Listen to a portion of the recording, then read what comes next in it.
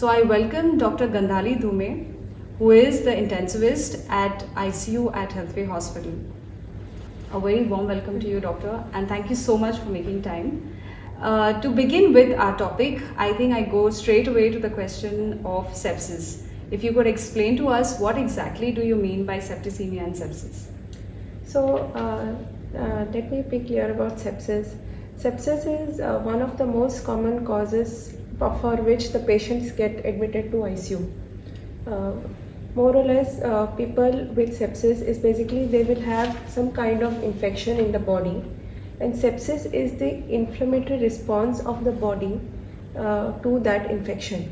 So generally, when we have minor infections, we have a very targeted response by the body. But when there is a very severe infection, then the body releases a lot of chemicals in the blood. These in medical terms we call as inflammatory markers.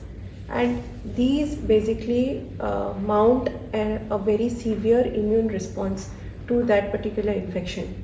And when they spill into the blood, they travel to different organs, and that's how many organs are involved, and we get a condition called as the multi-organ failure, which we hear very often.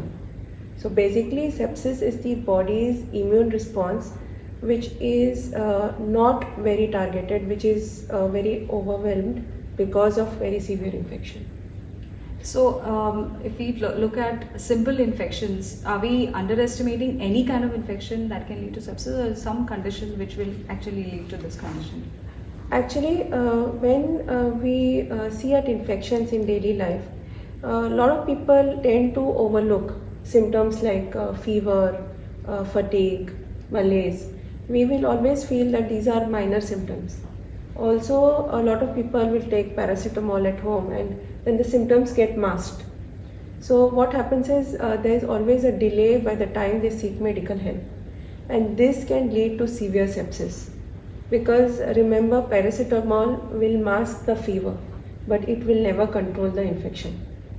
So, and especially there are certain subsets of people who have to be careful, like young children, elderly population, pregnancy, and people on immunosuppressed drugs, or anybody who is immunocompromised.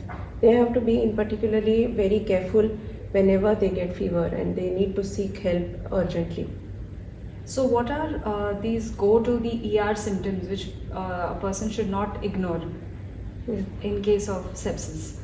So whenever there's sepsis, the most common symptom which we encounter is fever. So now if somebody is having fever of say 103, 104, yes, that is a time which you know that you need to go to the ER that time. Because if this fever is mounting to such high level, that means there's very high level of infection in the body. Secondly, if you feel that the person is not behaving normally at home, he appears to be confused, or he tries to sleep very often, or he sleeps for a longer time, if he is not very much oriented, his breathing pattern is not good, oxygen levels are low. When I say low, if they are less than like 92% on the pulse oximeter which we have at home, or if they are not passing good amount of urine, they don't feel like eating, they're not feeling eating for a day or two. Yeah, these are all the symptoms that you should guess that you are having severe sepsis, and you should seek help urgently. It is said by the doctors that every minute counts in the treatment of sepsis, and any kind of delay is going to worsen the situation. So how far is that true? That is absolutely true in terms of sepsis, because every moment is important for us whenever there is a very severe infection. So the moment patient approaches to us in the ER, the first hour of the patient we call as the golden hour, and most of your interventions are done in this first hour.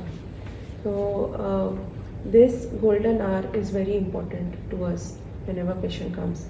The more and more we delay, the more inflammatory markers will be released in the blood. There's a possibility that the blood pressure drops. This condition is called as a septic shock. So if this happens, then your morbidity, hospital stay, mortality, everything increases very significantly. And it's a huge burden on the family because you're going to stay longer for the hospital. So when the treatment for sepsis begins, so do you target the cytokines that are released in the bloodstream, or do you target the infection?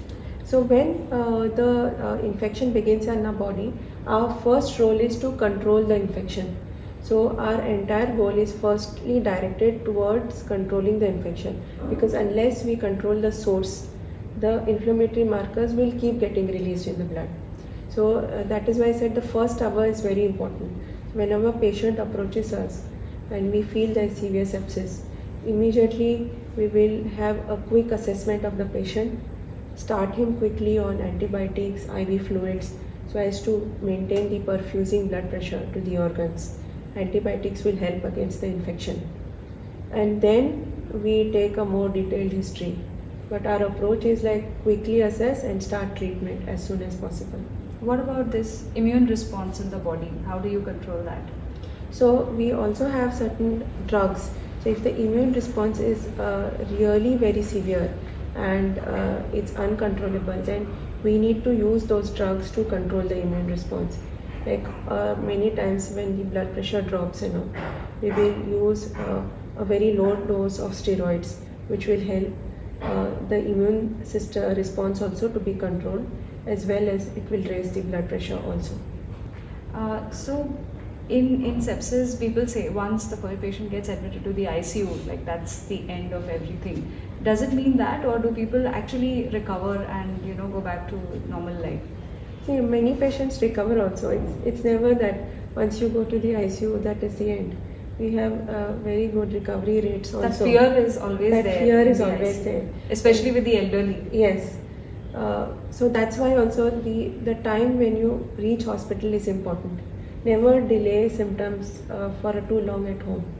If you reach early, we are able to pick your infection early and start the treatment early.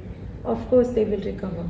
When we say ventilators, some patients need ventilators. Yeah, that was actually my next question, because people get scared of ventilators. Yeah. They say once a patient goes on ventilator, it's he's not coming back. Yeah. Is that No, I think it's a myth. Okay. Because ventilator is not a therapy. It is a bridge therapy. It is not the final therapy for the infection, but it is a bridge therapy. It helps us to buy time for the patient. So if someone is not able to breathe and if their oxygen is low, then we do not have time with that patient. When we put the patient on ventilator, we will increase their oxygen, remove carbon dioxide from the body. We will help them to breathe in a better way.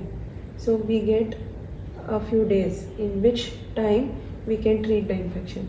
Once the patient recovers, we can always wean the ventilator and remove the ventilator.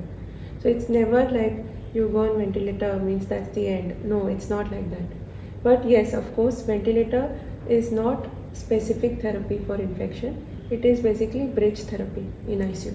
I've also seen one more thing where patients, before coming to the hospital, they'll undergo a few investigations and then they see that the counts and everything is normal. Is it true that in septicemia or sepsis, always the counts are on the higher side, or can the patient also have normal counts? No, the counts are not always on the higher side. Most of the times though, in normal people, if they have severe infections, counts will go up. But the subsets which I mentioned to you earlier, immunocompromised patients, elderly patients, very young children, newborns, in this kind of people, the counts may not go high. The bone marrow may not be able to generate those counts. So counts does not depict whether there is sepsis or there is no sepsis. It is in fact something called as SIRS.